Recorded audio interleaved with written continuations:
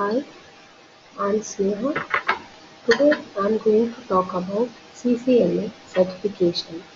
So let me first explain about Cisco.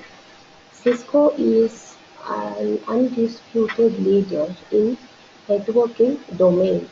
So just like Microsoft is for PC, Google is for search engine and Cisco is for networks. So now let's dive into CCNA certification. So this course provides detailed understanding of switches, routers, so basically how networking devices work, what exactly happens in a network. So how our data moves through the networking devices to the server and back. So Cisco has come up with a list of concepts to be covered under CCNA. It also conducts exams to certify the students on these topics. So this video tries to give you the details of the course contents.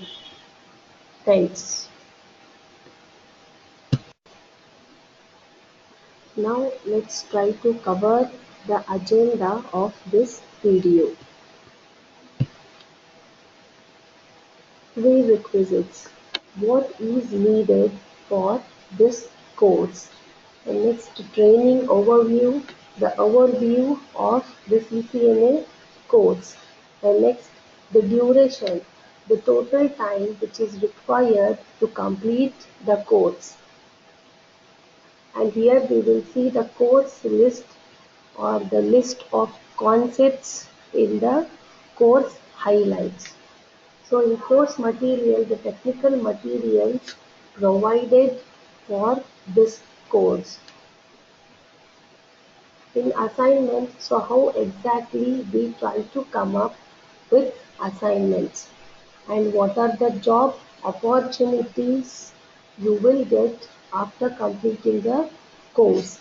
And lastly, we'll see how are we different from other institutes. So we'll see prerequisites.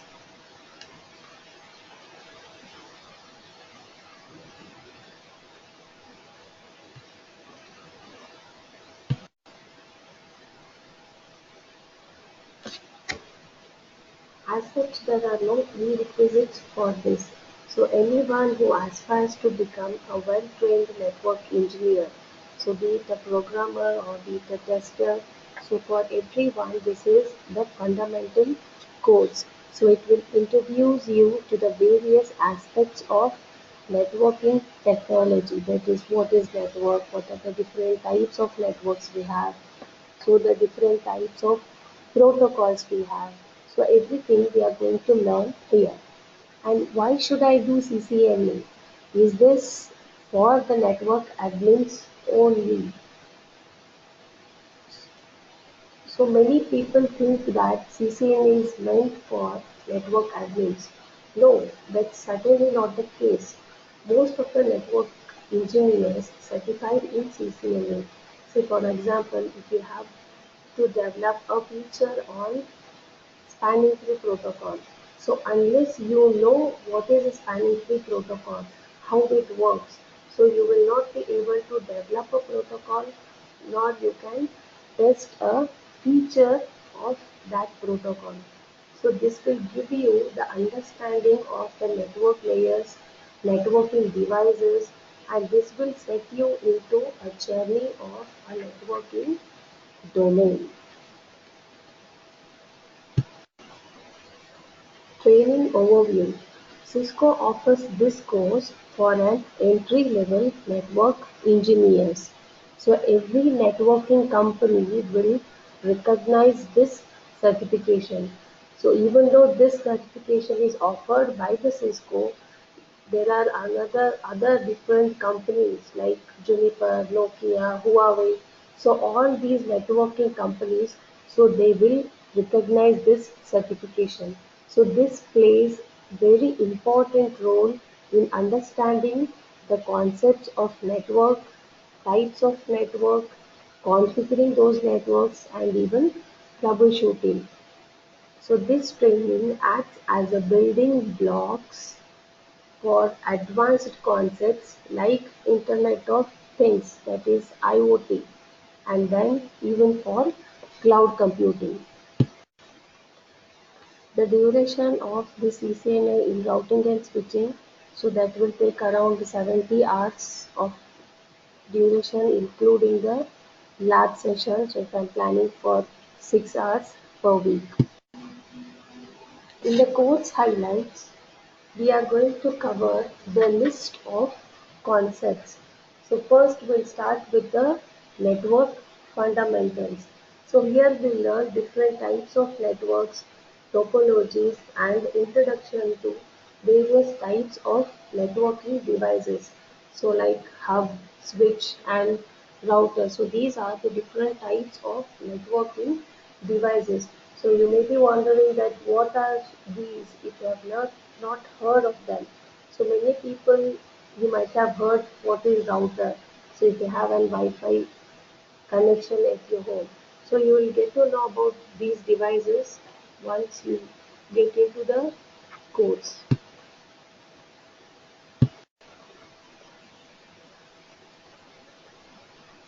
Next we will see OSI model. Why this OSI model came into existence, what are the different layers are there in the OSI model, and what is TCP/IP model. So how this TCP/IP model is different from OSI model. So next is what is IP addressing. So many of you know what is IP address. So IP address, which is of 32-bit address, which is used to assign for all the networking devices. So even your PC or your laptop, it will have a IP address if you are connected to the internet. So if you want to divide our IP address into different subnets, so then we need subnetting and supernetting. So when you take any internet connection, so they will give you like 192.168.1.2/28. So what is that slash 28 means? So what are those numbers? So that is called classless interdomain routing. So you will get to know each and every concept in detail in the course. After completing the basics of networking, we will learn switching technologies or the switching concepts. So using a switch, we can connect many number of PCs or the devices. So in one switch, let's say I want to divide it into two different groups. Like one group is for computer science and another group is for ENC department. So this grouping can be done using VLAN, that is virtual local area network. So logically we are dividing our switch into two different groups. And next is the dynamic trunking protocol. So to understand this dynamic trunking protocol, so you should have some basic knowledge of how switch works. So what are the different types of ports we have in a switch. So then you will come to know what is dynamic trunking protocol. So basically which is a negotiating protocol. Okay, so next we'll go to the VLAN trunking protocol. So if we have only one switch and in that if I created the two groups, that is one for CS and one for ENC. So the same configuration, if I want to make it on hundreds of switches, right? So then configuring on each and every switch will be a very tedious process. So to overcome that one, so we have a concept of VLAN trunking protocol, which will help to synchronize all the switches with each other. And next, if we have hundreds of switches and if they are interconnected with each other, so then it may form a loop. So the data will not get out of this loop. So to avoid this, so we have a protocol called as spanning tree protocol, which will help us to avoid the loops in our switches. So if I connect a two switch with one link and if that link fails, so then for the backup purpose, so we can connect two or more links. So that is we are aggregating the number of ports in one group. So that is called as ether channel. So to form this ether channel, so we have two different kinds of protocols, that is link aggregation control protocol and port aggregation. And next we'll move to routing concepts. So here we will cover IPv4, that is IP version 4. So as I said, IP is nothing but it is a 32-bit address. So using this 32-bit, so we can create 2 to the power of 32 IP addresses. So because we are running short of IP addresses, so we are moving to the next version, which is IPv6. So between two or more routers, so we can perform static routing for the communication purpose. So in the static routing, the manually the admin has to configure. So again, if we have hundreds of routers or the thousands of routers, so configuring on all of the routers will become a very difficult process. So that is why we have a dynamic routing. So in this dynamic routing, so we have three different protocols which we are going to learn. That is, we have routing information protocol, we have EIGRP, enhanced interior gateway routing protocol, and OSPF, open shortest path first protocol. And next we will cover WAN technologies like HDLC, PPP, that is point-to-point protocol. Then we'll see what is GRE tunneling and VPN. So many of you heard about what is VPN, that is virtual private network. So let's say if you are working from home and from the home you are trying to connect to your office network which is more secure, so that connection establishment will happen using this VPN protocol. So next we'll see the basics of what is quality of service. So for example, if you have taken an internet connection with 2 Mbps of speed, so now how your internet service providers make sure that you get 2 Mbps of speed? They will have to maintain their service. So to provide that service, so this quality of service plays a very important role. So to provide that one, so we have a policing, shaping and scheduling.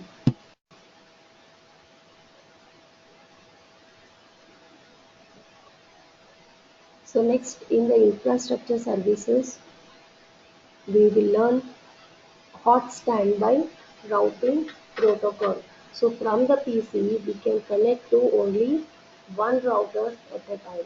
So if our router, if it is failed, so then for the redundancy purpose, so we need another routers or the backup routers. So to achieve this, so we have a protocol, hot standby routing protocol. So next we learn what the network address translation. So this is used to translate our IP addresses, that is to save our IP address. So,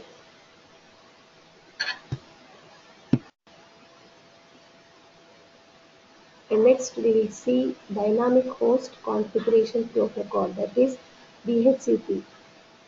So for one device, manually we can assign IP address.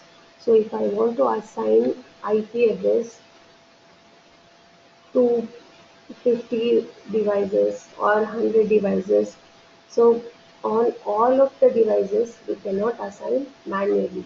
So if I want to assign dynamically, then DHCP will help us to assign IP addresses dynamically.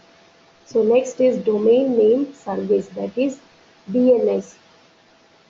So this DNS provides a mapping between the host name to the IP addresses. That is,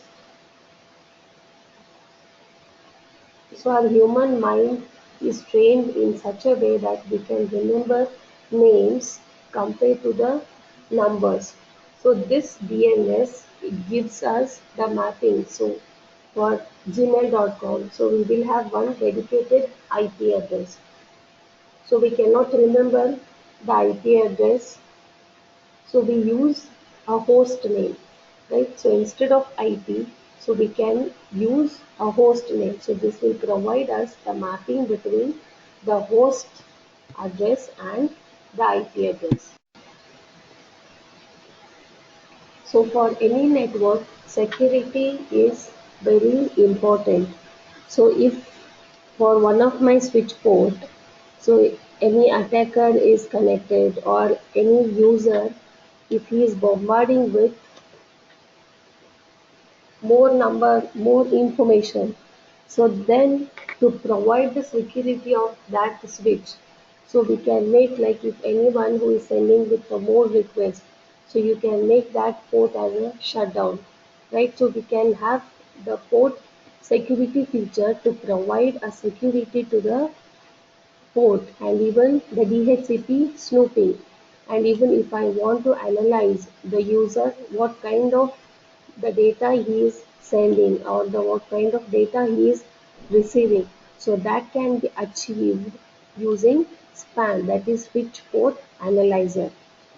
So next is access control list. So this access control list will give you to control the traffic. Like if I, in any company, like if I want to block some of the websites or for some users, so only Gmail is accessible and other websites they are blocked. So you can set a permission or you can deny the permission using this access control list. So now if I want to manage my network, say assume like I have 50 routers, 50 switches and 10 servers and all these devices, I want to manage it. So then if someone is trying to trap my devices or when the memory is exceeding on some of the routers or the switches, so then as admin he should get a notification, right? So to provide that one, so we have a protocol that is simple network management protocol. So this protocol will help us to manage our networking devices. And next, this will is also learn cloud computing and network virtualization. So I think most of you might be using Redbus to book your tickets. So even during festival rush, the site seems to perform much better than IRCTC. So IRCTC will be maintaining its own servers or the networks. So during Deepavali rush to book our tickets, so there will be a lot of network load and compute load. So it had to be addressed in a traditional way. So we needed to buy a lot of switches, servers to handle this burst of requests. But after the festival rush, the traffic comes down. So it's an expensive affair to buy only during festivals. This could be solved with cloud computing. So Redbus hosts its website on Amazon Web Service. It's a private cloud provider where Redbus can request for more compute power and network power. You can release it back once the rush is over. It's elastic in nature. So instead you maintaining your own servers, Amazon will provide you on demand. Hence, the cloud has become very hot technology these days. So although in CCNA we don't provide you the detailed aspects of cloud computing, but it will help you to understand the networking concept of the cloud.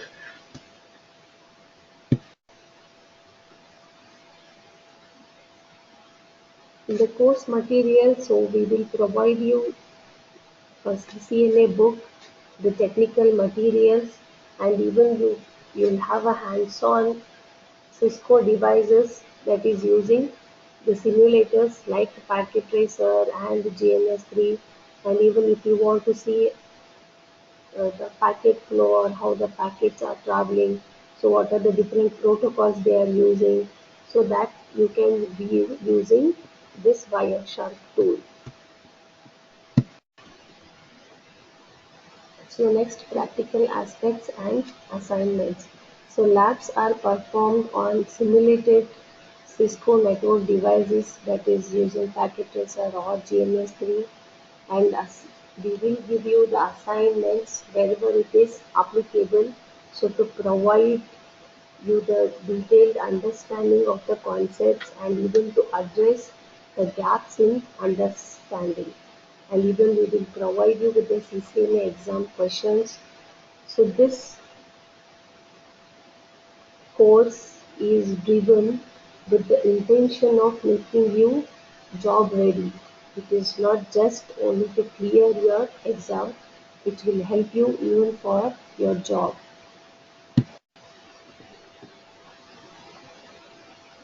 Job opportunities. So as already outlined in the overview, the chances are brighter for CCNA certified engineer in networking domain. So it is not just an entry, even adaptability is better when you know the architecture and the terminologies. So all in all, it is not just getting a job, but it is also delivering and excelling in the job. So you can earn with learning. So make your learning pleasurable journey.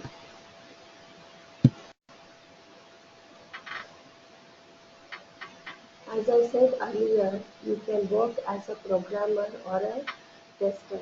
So as a programmer, you will be implementing a feature on layer 2 protocols, or it may be on layer 3 protocols. So for layer 2 we have LLDP, STP and etc.